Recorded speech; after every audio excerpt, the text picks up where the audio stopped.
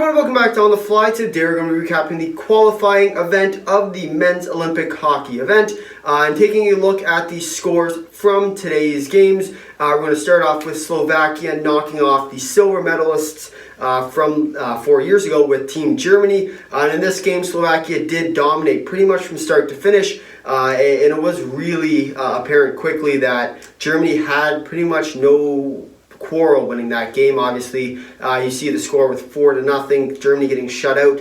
And this was definitely a game where Slovakia played really well and sort of kept the puck in the offensive zone for the most part, while allowing sort of perimeter shots. And that's sort of what Slovakia is built on, is keeping the teams to the outside perimeter while allowing sort of the shots from the corner points a little bit easier to save, and then covering them up on the rebound. And that's sort of what these sort of underdog teams are going to look for, especially when you're playing against better teams like Germany is, compared to a team like Slovakia. And we're going to see Slovakia most likely repeat that similar type game against the Americans coming up very soon, coming up tonight. And I think it is going to be quite apparent really quickly whether or not Slovakia is going to be able to contend with the team with the firepower of the Americans. And I think it is going to be a really good game, despite obviously Slovakia and the U.S. not being necessarily top-end countries. But I think with the U.S. being the better country in terms of hockey-wise, they are going to be the victorious of the two. But with that being said, we move on to Game 2. And this game was one of the few expected outcomes of today, with Canada dominating the Chinese. Unfortunately for the Chinese, their goaltender Jerry Smith did go down early and really just sort of collapsed with that, with Paris O'Brien coming in after that. And then, of course, with a backup on Team China, you're not going to get the result you're hoping for, especially when you're playing a team with the caliber of Canada. And Canada sort of just pulled away from there. And really, there wasn't any business for the Chinese to keep on there. And unfortunately, they did lose 7-2. Moving on to Game 3 of the day between Switzerland and the Czechs, and this was another upset with the Swiss winning 4-2. And in this game, Czechs dominated for the most part. Really, just unfortunately for them, couldn't find the back of the net and just sort of got dominated from there. Swiss putting in 4 goals on 18 shots. That sort of speaks what they're made of. They're going to score on you if you make a mistake pretty much every time. Switzerland did score. It was off a Czech mistake, giveaway, a penalty, or something else where the Swiss just sort of capitalized on the Czechs' mistake. And that's sort of what the Swiss are known for. Obviously, they aren't necessarily the best team or the best country at this tournament. But with that being said, they are going to sort of be there. They are going to win their games. And that's sort of how they're going to do it. They aren't going to overpower you like a team like Canada would or the U.S.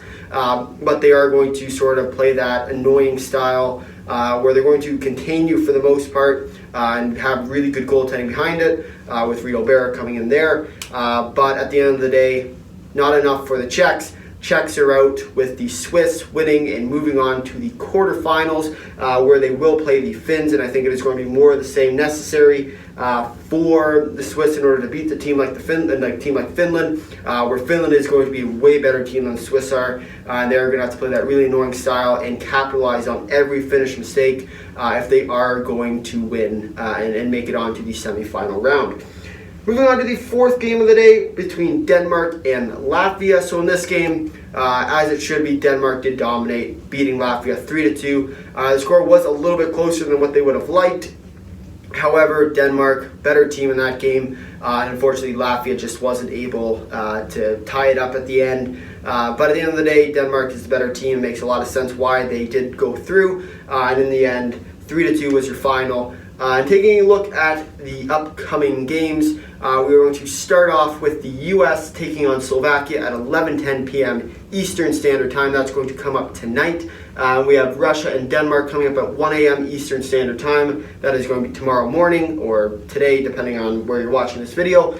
We got Finland and Sweden coming up at 3:40 a.m. Eastern Standard Time. And that's going to be another good game between the Finns and the Swiss.